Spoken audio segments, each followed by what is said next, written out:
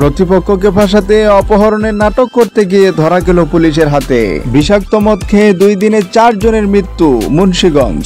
মালিবাগে হামলা ও ভাঙচুরে স্বেচ্ছাসেবক দলের বহিষ্কৃত নেতা সহ 2 জন গ্রেপ্তার। সখীপুরে বক্তব্য দেওয়ার সময় হঠাৎ অসুস্থ হয়ে পড়েন কাদের সিদ্দিকী। শেষ মুহূর্তে গোল খেয়ে স্বপ্ন ভঙ্গ হলো বাংলার মুরসালিনদের। প্রিয় দর্শক, আসসালামু আলাইকুম।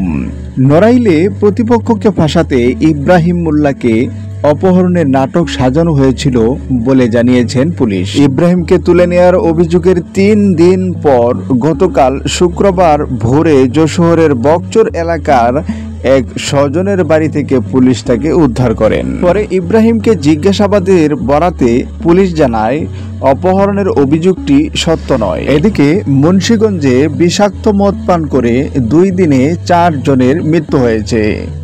এই ঘটনায় আরো 2 জন অসুস্থ হয়ে হাসপাতালে ভর্তি হয়েছেন। বৃহস্পতিবার রাত থেকে শনিবার ভোর পর্যন্ত তাদের মৃত্যু হয়।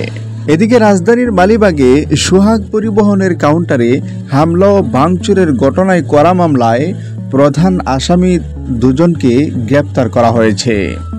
আজ শনিবার দুপুরে রাজধানীতে পৃথক অভিযান চালিয়ে তাদেরকে গ্রেপ্তার করা হয়। আজ টাঙ্গাইলের সখীপুর উপজেলায় কৃষক শ্রমিক জনতা লীগের বর্ধিত সভায় আজ শনিবার দুপুরে প্রধান অতিথির বক্তব্য দিতে গিয়ে অসুস্থ হয়ে পড়েন বঙ্গবীর কাদের সিদ্দিকী বীরুত্তম। উপজেলার দলীয় কার্যালয়ে একটি টিনের ঘরে প্রচন্ড গরমে দীর্ঘ 2 ঘন্টা বসে থেকে বক্তব্য দেওয়ার কারণে কাদের সিদ্দিকী অসুস্থ হয়ে পড়েছিলেন বলে জানিয়েছেন চিকিৎসকরা। এদিকে অনূর্ধ্ব 23 এশিয়া কাপ বাছাইয়ে ইয়েমেনের কাছে হেরেছে বাংলাদেশ। 90 মিনিটের খেলা শেষে রেফারি বাড়তি সময় দিয়েছেন 4 মিনিট।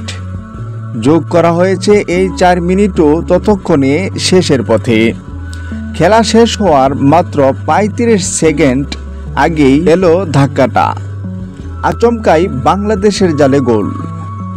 যে গোল ড্রয়ের কাছাকাছি থাকা বাংলাদেশকে ঠেলে দিয়েছে হারের গর্তে। এএফসি অনূর্ধ্ব 23 এশিয়া কাপ বাছাইয়ের শেষ মুহূর্তের এই গোলে ইয়েমেনের কাছে 1-0 গোলে হেরেছে বাংলাদেশ। এই হারের মধ্য দিয়েই 2026 এশিয়ান কাপে চূড়ান্ত পর্বে খেলার স্বপ্ন কার্যত শেষ হয়ে গেছে বাংলার শেখ মুরসালিনদের।